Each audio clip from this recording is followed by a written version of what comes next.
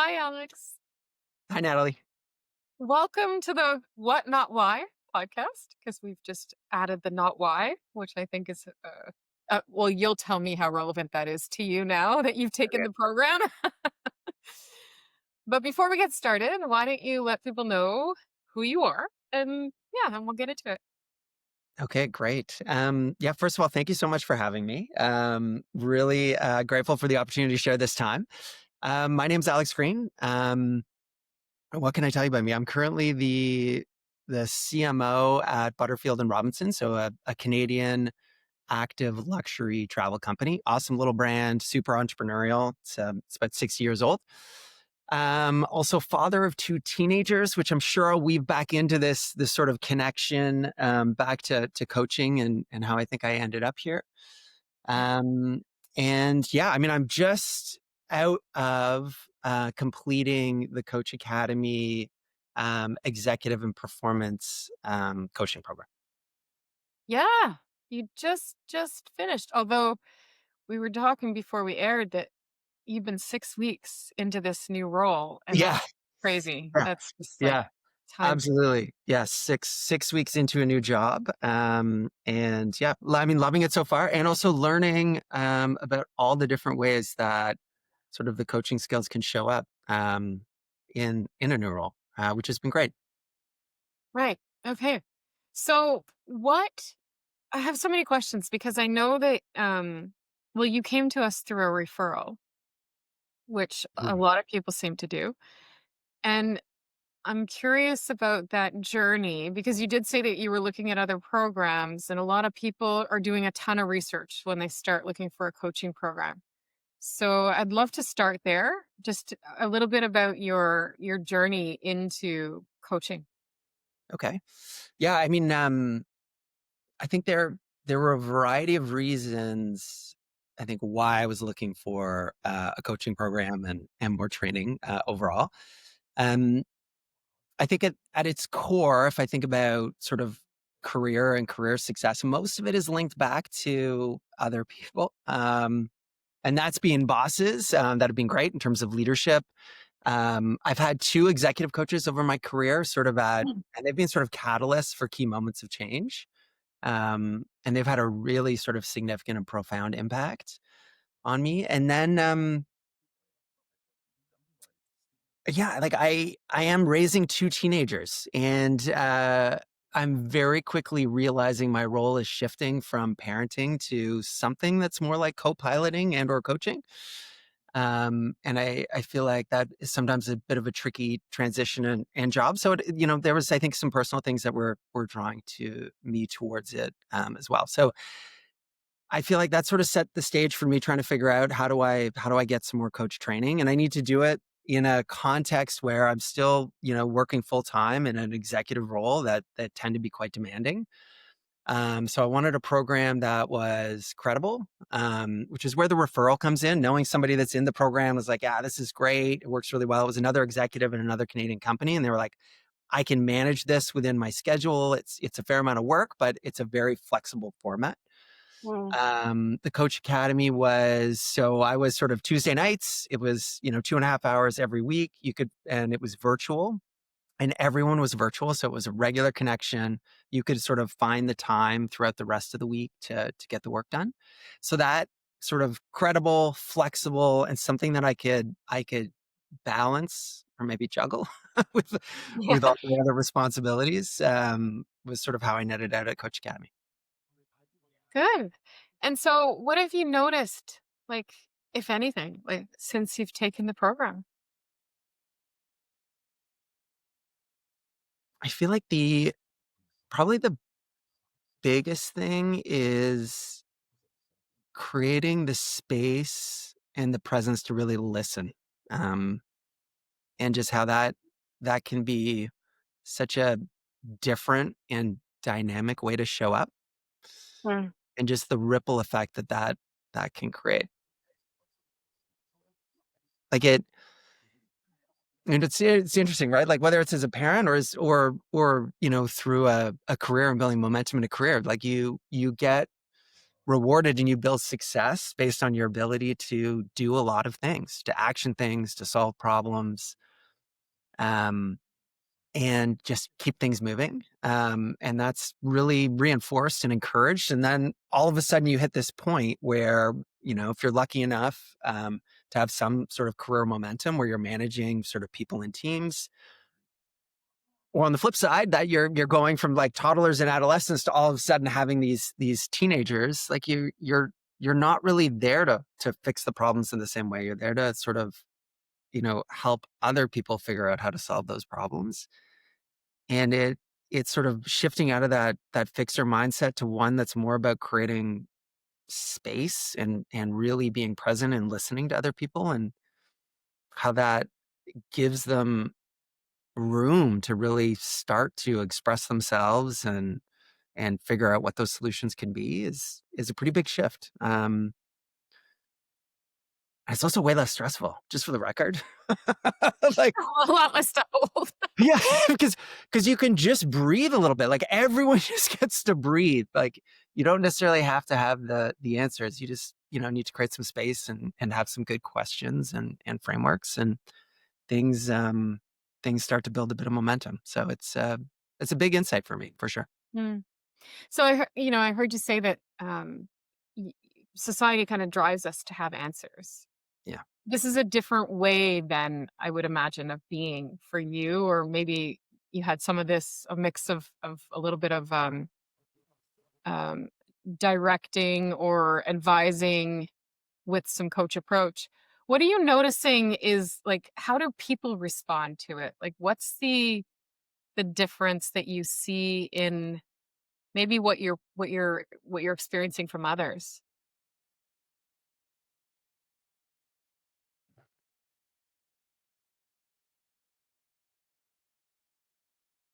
It's interesting. I don't Most people aren't used to what it what it feels like to have somebody sort of calm, present, and creating space for you. Um, I mean, and I think it's probably less prevalent now than it's ever been. Like we're all on our devices, multitasking and running around. So like I think the first thing you notice is that it I don't want to say it's unsettling for people, but it feels very unique and distinct to create space. So people, I would say first and foremost, they notice it. Um, and I think within that, they notice it in a really quite a lovely, positive way that I think reinforces your commitment to someone and their ideas, their potential, and what they have to offer. And then I think the second big part is you actually you start to get connected into that. You start to hear what what's important to someone, their ideas, and you get to start having some really interesting discussions about um, what the future looks like and the different ideas that they have to get there. Um, but I will say it is you do notice the way people respond. Like they will feel a difference. And you're in some conversation, they're like, well, this feels a little bit different. Hey, what's going on here? I'm used to you giving me advice. Can you give me advice? How should I solve this? So there is a little bit of a transition in terms of shifting the nature of the dialogue a little bit. I'd love to hear how your kids are responding to that. Oh yeah. Yeah, I can't say that is going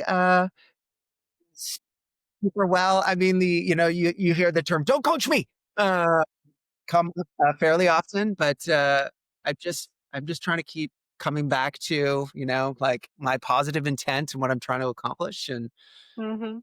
I don't know, man, it's going to take a little while to see if it works out, but it's Yeah. no worse. I'm no worse. I can guarantee as a parent. I'm pretty sure I'm marginally better, but jury's still out. In a couple years, you can get the kids on here and you can check for yourself. Yeah, yeah, we'll have to do that. We'll have to do the generational feedback on coaching. God. Yeah, it's interesting. I hear a lot of people say that the first place they notice the changes with family, Yeah. because family will point out how maybe a little bit more questioning or a little bit more space, as you said. And then colleagues notice. Mhm. I wonder, like, what do you think is the hardest part of making that shift? Because, you're you're CMO, right? Mhm. CMO? Yep, CMO. CXO? You've reached a certain level of accomplishment in your career. You know a lot. Um, and it must be hard to hold back your knowledge, especially like when people are asking you for advice. Yeah. It is hard. I mean, I also tend to work in pretty sort of entrepreneurial companies, so the pace is pretty high in terms of decision Mm. making and movement. And there's a lot of muscle memory there. It feels pretty good to give advice um, in terms of using all of those skills. So the hardest the hardest part tends to be the I don't know. It's almost like the patience to allow the process to work. Um, I feel a lot of pressure and urgency. And again, like a lot of muscle memory on sort of learnings and insights on how to do different aspects of strategy and marketing. So it's finding the right balance. There are times where it has to come in and times where you can create a little bit more space.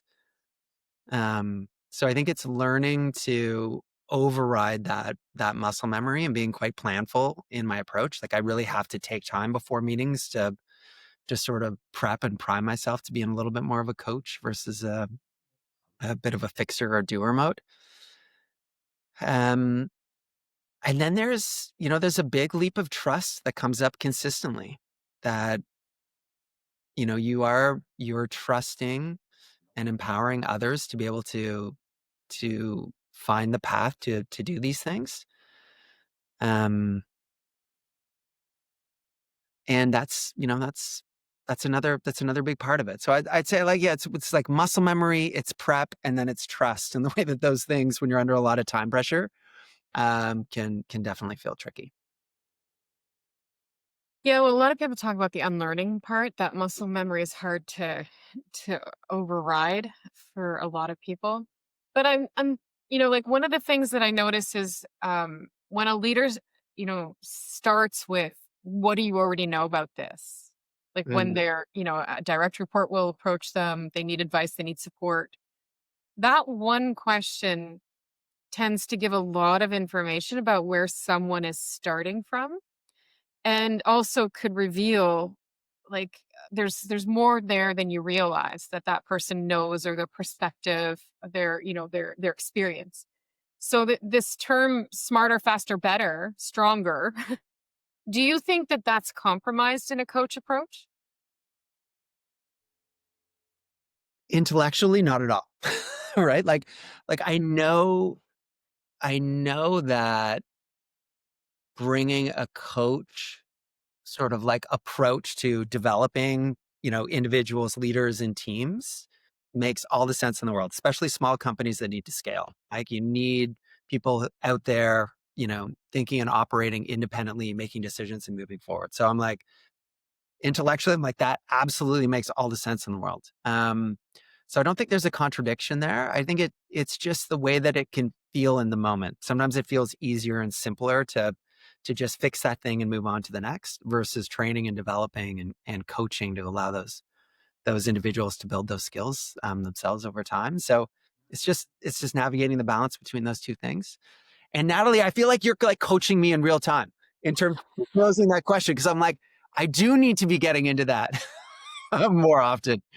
Because you're right, like people's background and experience, and they have all of these tools at their disposal and all of these insights that don't necessarily always present themselves within the context of a slightly different challenge. So I think that's a really good point. It's believing in those things and asking the questions to surface them that is a powerful part of coaching. Well, you're touching on a lot of good things, like the mindset, the preparation it takes before you enter the meeting to go, okay, what intention am I bringing here? Am I going to be the coach, the leader, the advisor, the fixer, the teller? Yeah. That's a big part. I'm also thinking about like the opportunity to know people better, to hear like innovative ideas come from diversity come from the diversity of people's experiences and the meaning they make from those. And we don't get a chance to hear that if we're never asking questions, Yeah. right? So it's, yeah. Yeah, that's so well put, especially when you think like my role in the world that I live in career-wise is like one part strategy, one part marketing, which largely is about bringing groups of people together to talk about what's possible and aligning on that and the core values within it. What's our purpose? Where are we going?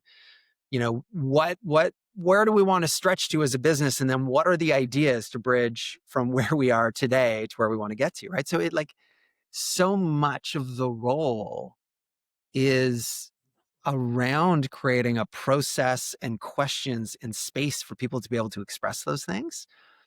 Um, which is a really interesting sort of connection point in terms of coaching and coach training.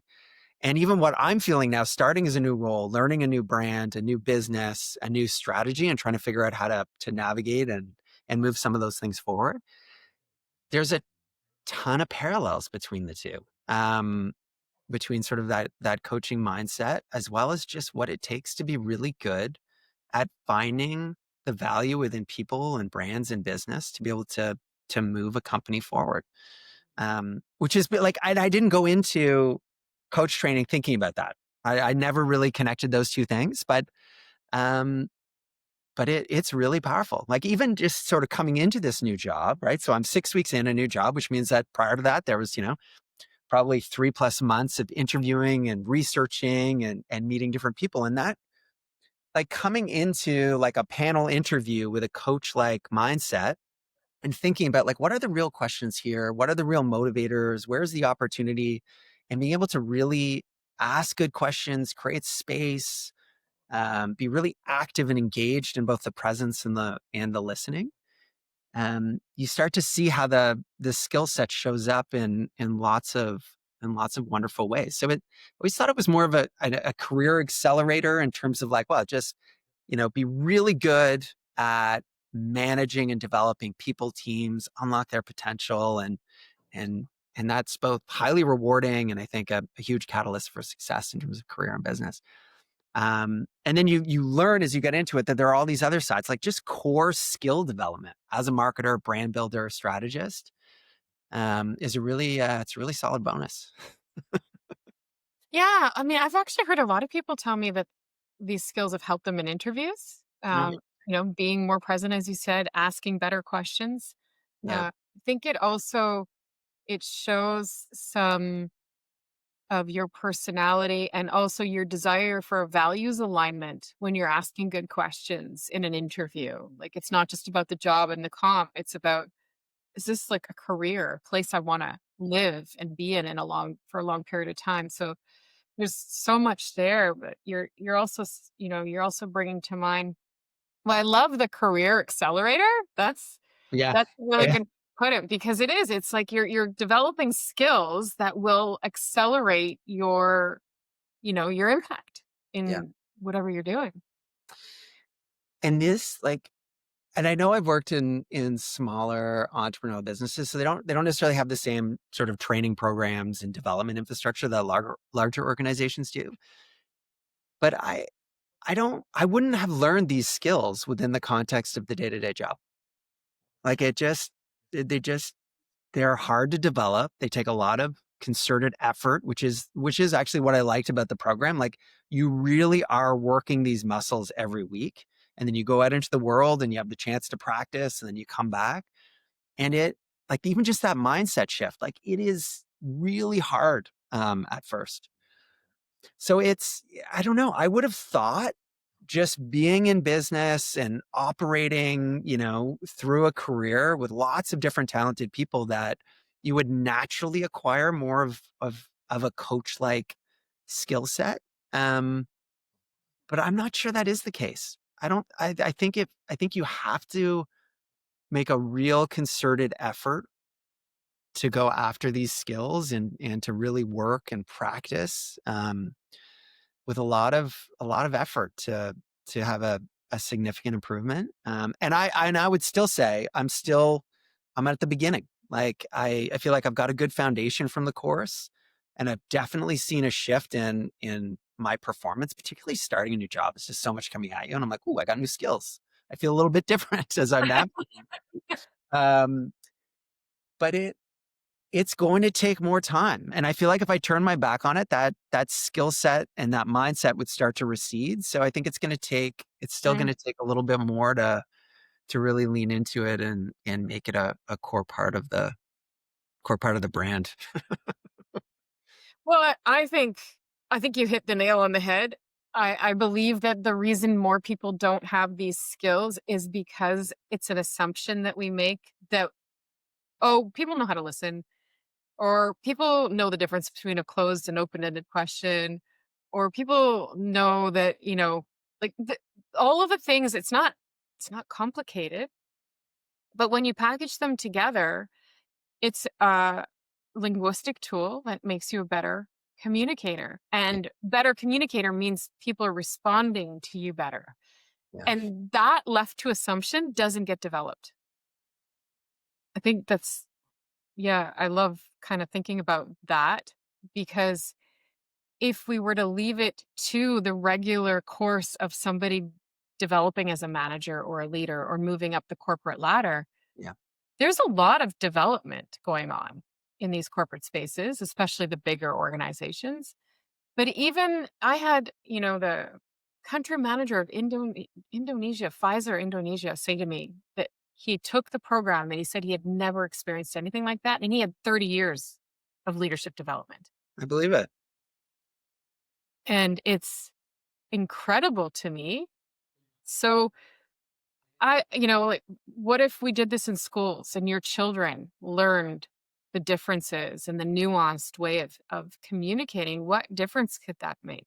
Mm. Do you think then they would appreciate my coaching A mindset? little bit more, I probably. think they would. They would have more patience Before for it. you. Are you close to me right now? Yeah, yeah. Well, the modeling part of it is powerful too. They're going to start asking questions sooner or later. I hope so. I take it. I take it. I need the help. Um, yeah, it's so interesting. Like just thinking about some of the unique things in terms of the training and the course that you just don't do in your regular flow of business. Like the number of times I had to watch myself recorded and analyze how I show up, how I communicate, and how I represent coaching, like super painful. I mean, like so painful, but you have to do it, right? And then you get other people giving you feedback on it. Like you would never do that.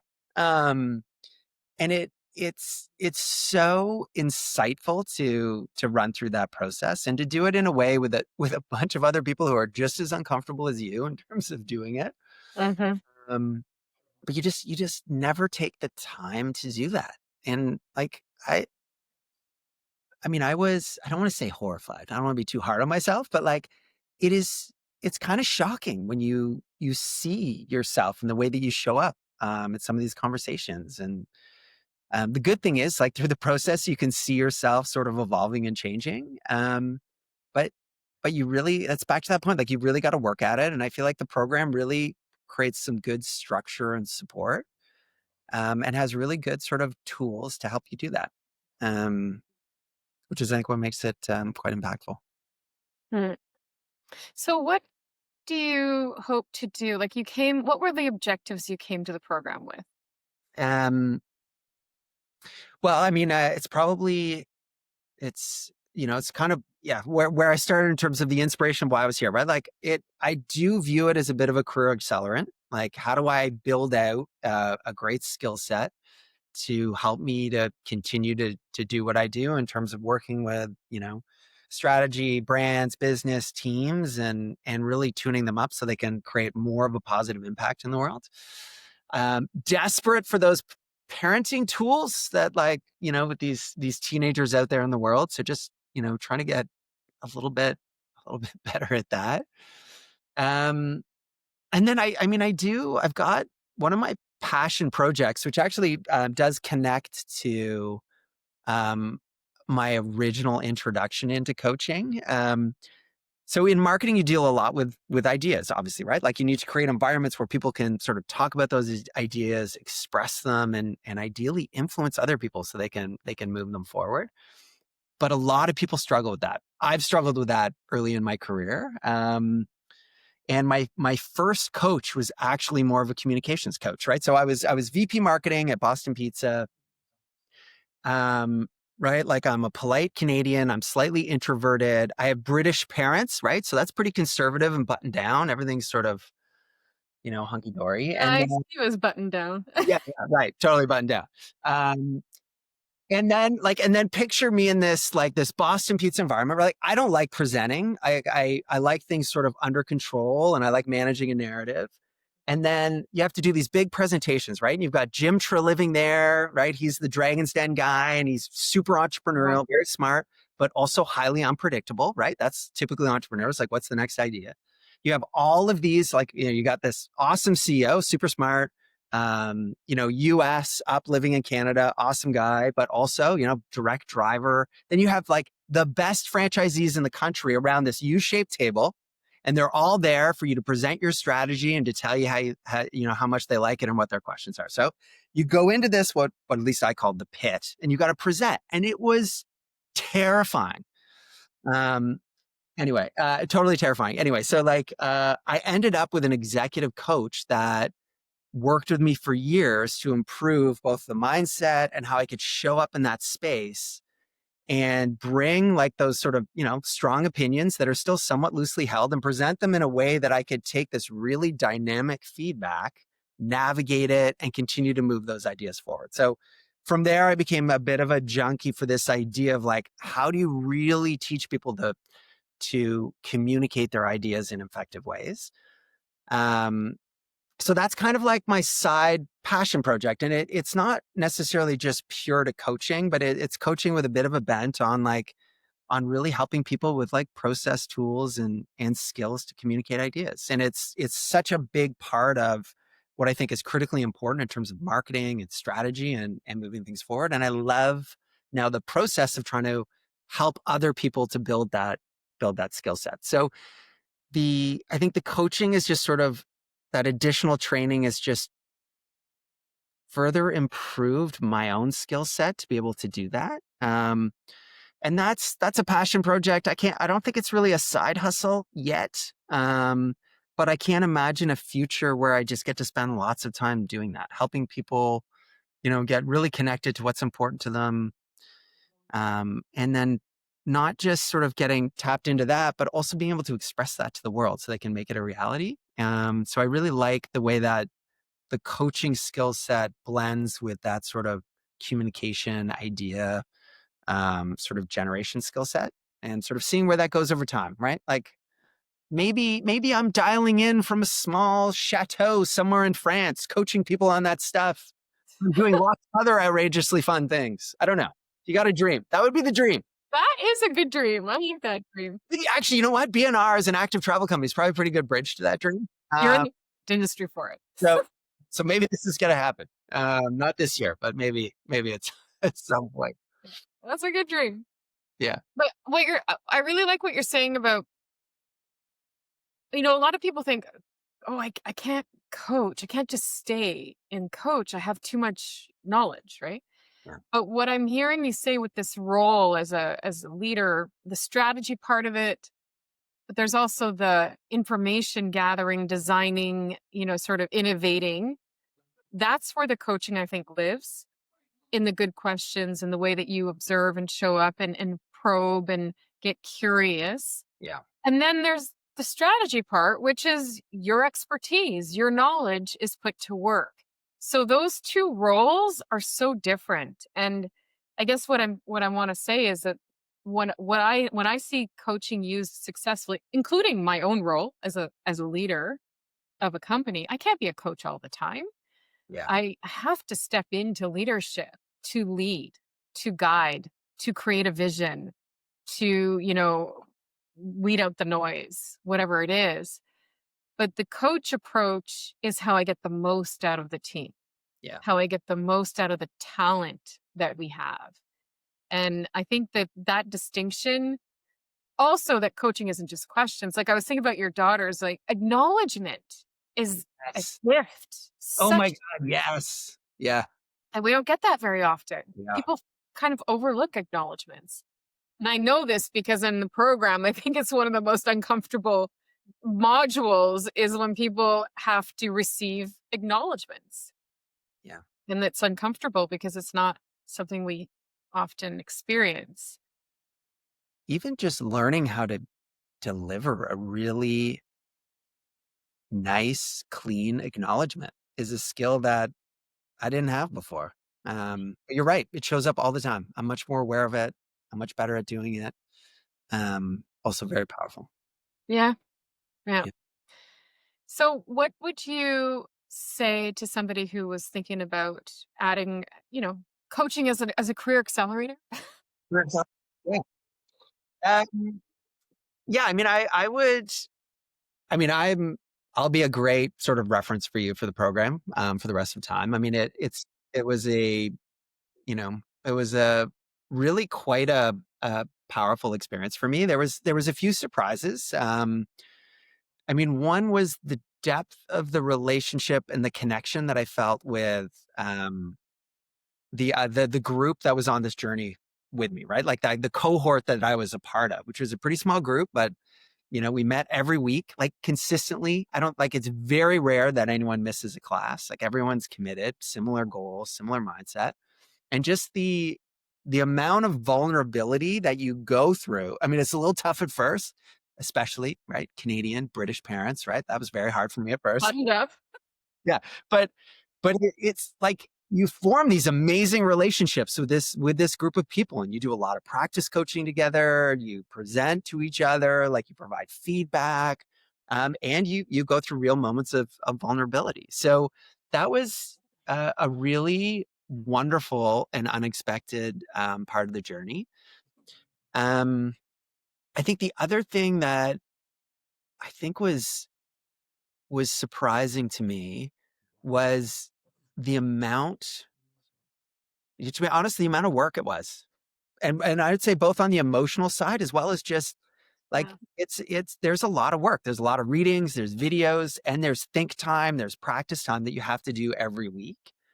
Um, so if you're going to sign up for the program, I'm like, you have to really want it. Like you got to be committed. That group, that cohort's going to hold you accountable as well. So um, I think that was a little bit of a surprise as part of the program. But within all of that, I would say, and this was sort of echoed through the group, and a lot of people are juggling, other significant major careers. Like everyone's busy, everyone's trying to do like this is a busy, engaged group. It's also very rewarding. Like I never dreaded the Tuesday night, right? Like after a long day of work, throw in a commute, like literally would walk in, like jam something in my mouth and show up on the camera as I'm chewing. Yeah. I was never like, oh my God, I got to do that. It was always something that I was looking forward to. So it was a little bit of a break for the week. So like it's I guess maybe the summarizing thought would be like it was way more transformational than I thought it would be. I was like, yeah, I'm gonna do it. I was thinking like I'll get the credential, that'll be important. I'll build some skills, that'll help me over time. But I don't think I really realized how much it would show up sort of day to day in my life and just how I don't know, like it's got a real richness to it. And I honestly I just feel like it's made me a little bit of a better human in terms of some of the shifts in the awareness that it's created. So more work than I would have thought, harder, and even just trying to shift mindsets and like it feels super uncomfortable for quite an extended period of time. But I would also say if you're in it, like way more powerful than I ever would have thought. Um, and I think this program is unique versus the other ones. Like I was looking at, Rotman and other sort of branded programs, and they were way less intensive, way less regular, really hard to work into an exec schedule. Like I was like, Right. I give up weekends. I got family, I got commitments. Um, and then during the week, I'm like, I got job stuff. So it's just the combination of the flexibility, the format, and just how regular it is, I think is, works really well in terms of the the objective of real learning, as well as just making it work in a really busy life schedule. So I would highly recommend it. I do think it's a bit of a life accelerator in terms of just being a bit of a better human. For sure, it's got, if you're in marketing or branding or strategy, I'm like no brainer.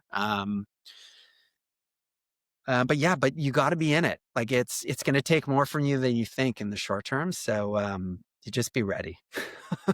Yeah, we've been accused of being rigorous. Yeah. Wow. I Uh, would rather that accusation than the opposite, though. yeah, yeah, no, and that's where I lean toward. And Yeah. we're also super flexible with, people who can't keep up or people who need extra additional time or help. We're doing that too. But I really appreciate everything you're saying. And I can't say enough about how your group showed up. Like that group in particular, hashtag best class ever was the going trend every week, Yeah. which A great was group of so friends. fun. Yeah. It was really, I don't know, serendipitous the way that you all came together. Big group too. It was like what, 15, 16 people, which is bigger than our normally. Oh, really? I didn't even know that. Yeah, well, I mean, that's we usually land around 12 because I like that number. 12 Yeah. is a really good manageable number. But you all actually, I think that group experience has opened me up to bigger classes because it was so, I mean, we had 18 people at one time in the executive portion Oh, yeah, right at the tail of the end. program. Yeah. And it was just so great the way the exchanges and the connections and that Yeah. yeah. So what can you say about being coached? You said you had an executive coach come like Yeah, before that you too. were to That this. too. I had sort of that like, learning how to survive in a slightly different environment at Boston Pizza, particularly around communications. And then when I made the move from VP to CMO, that sort of big career Yeah. transition, I had another awesome coach that really helped. What was it about that coach? Like what did you experience?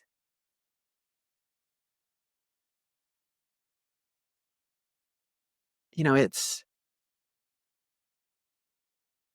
I guess it's having somebody sort of create the space and ask the questions to help you sort of illuminate your own path forward, paired with its own version of like an accountability framework where it was like I had these really intense conversations and self-exploration.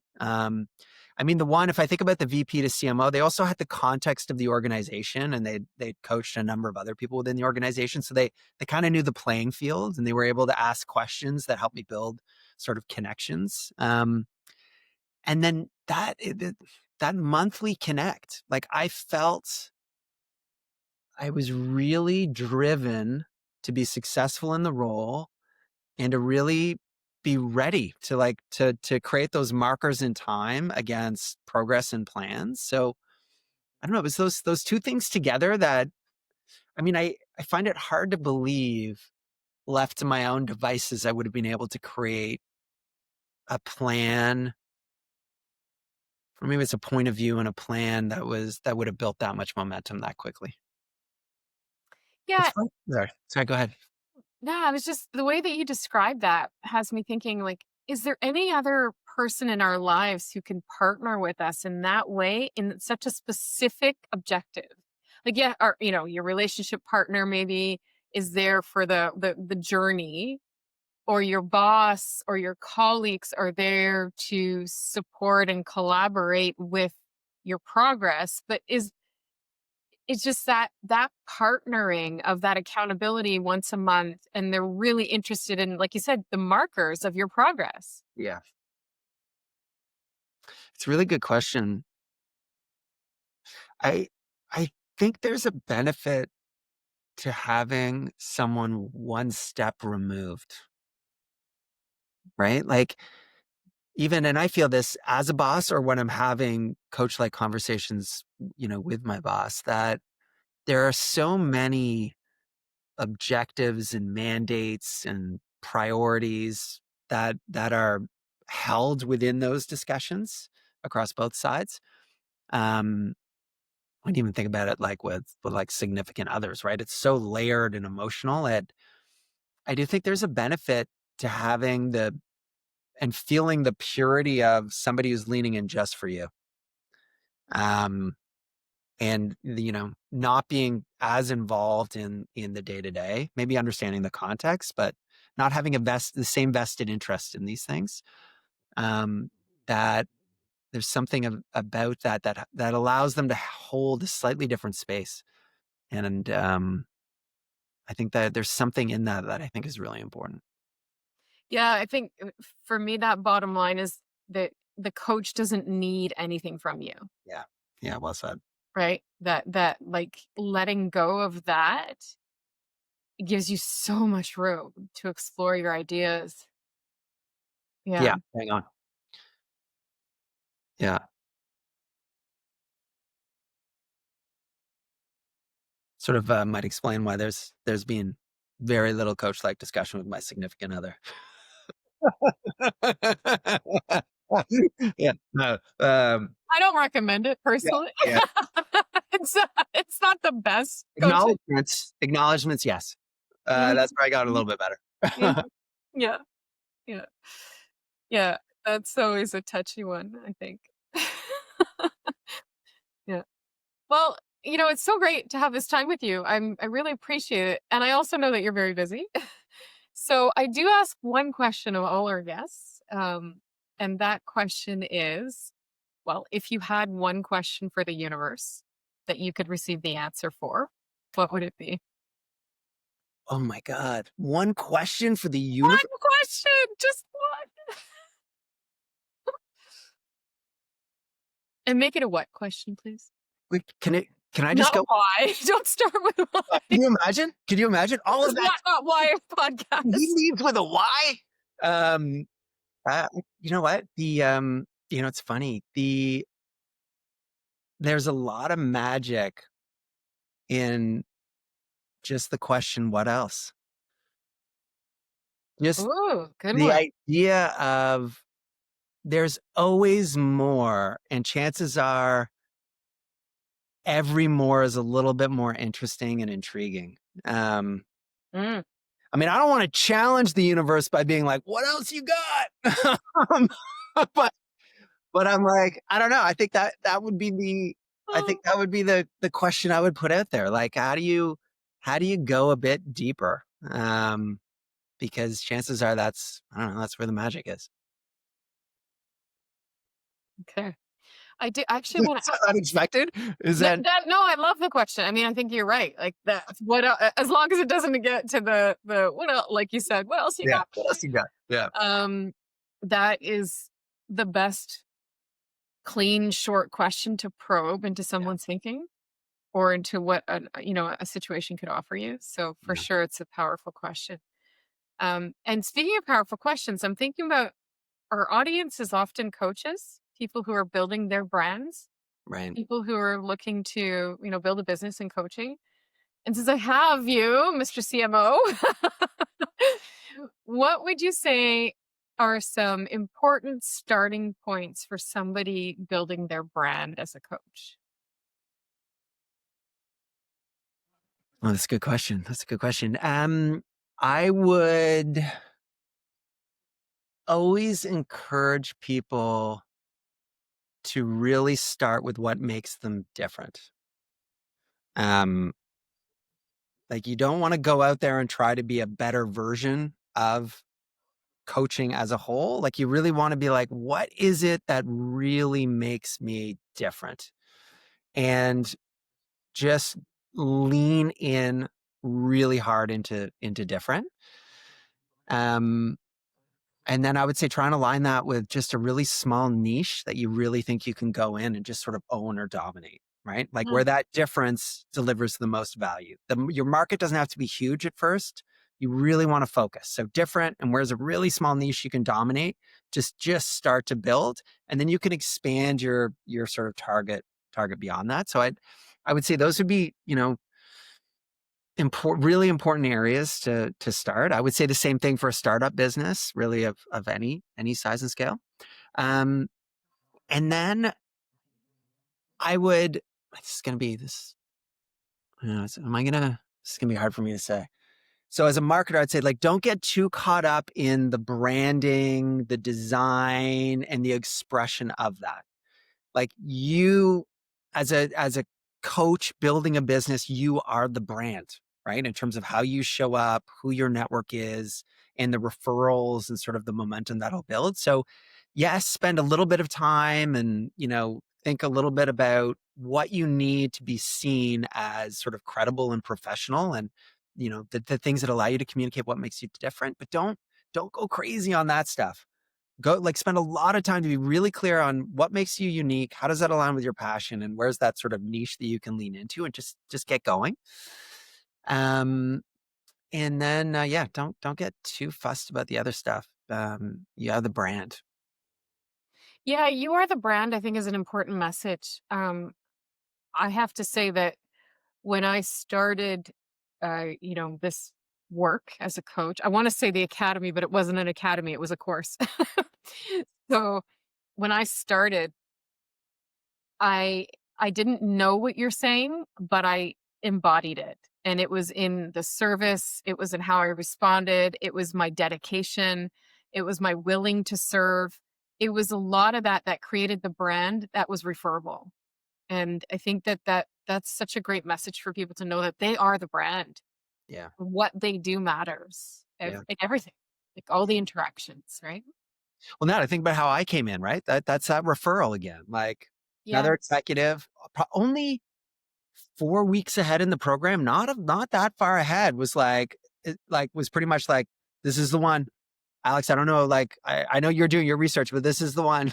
Like, it's a referral. I'm not gonna say her name, but I absolutely love who referred you. Yeah, And I know. I She's remember great. she'd come to class and she'd be like, Coach Family. I know. She's amazing, right? Like that's such a good shorthand. And it's to be the same thing with coaching, right? Like I know amazing people, busy executives who are doing amazing things. They're like, hey, you should try this. This is great. I'm like, okay, perfect. That's Yeah, like trust right out of the gate. It'll be the same thing with a coaching practice. yeah. Hey, have you spent any time with so and so? I know you're trying to work through it. This is a great coach. They really do great work in this area, right? That's Who how was it it? builds. Malcolm Gladwell who wrote The Tipping Point? Yes. What Yeah. does he call those people? They're not connectors. They're Oh God, are they super connectors? something like that, or they're like people who like start things. Yeah. Yeah. Early adopters? Is that what they Yeah. are? Maybe Yeah, there's maybe those two concepts might be in there somewhere. probably. Yeah. Yeah. Yeah. Yeah, no, that was a really great. Well, and there was something else I was thinking about but I lost it when you were talking. But yeah, the referral is always the best way in for sure. Yeah. Um, yeah, there was something else. Oh, it's the midlife brain. It's the worst. It's the It's- worst. There's only the caffeine only gets you so far. oh Uh, well, if it was important, it would have come back to me. yeah. So Yeah. Yeah. thank you so much. I really appreciate this.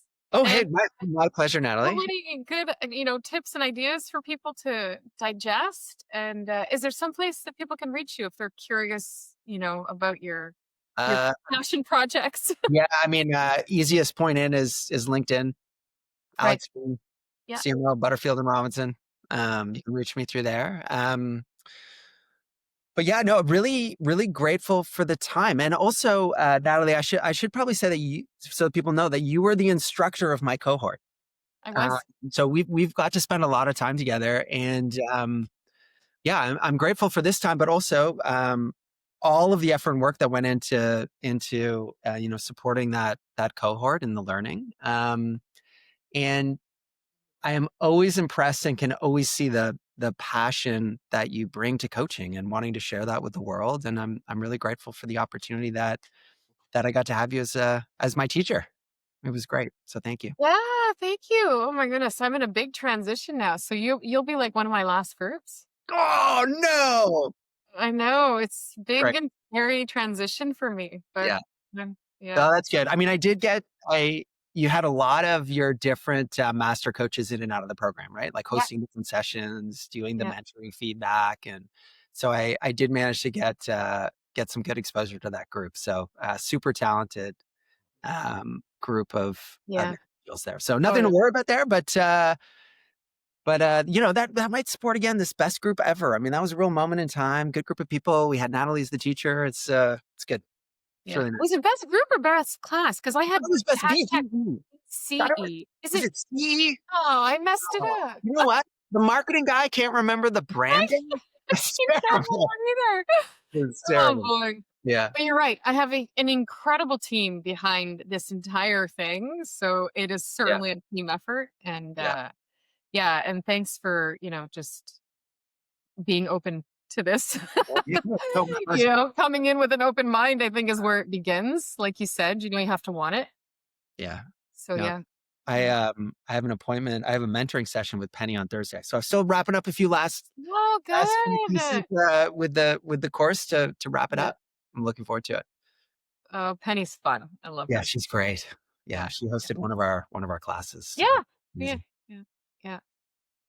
Well, thanks for your time, Alex. I'm not gonna keep you because I know you're at work and you have stuff to do, but I really appreciate it. And if people want to reach out, they'll reach out through LinkedIn. Perfect. Awesome. Thanks, Thanks. Natalie. Nice to see you.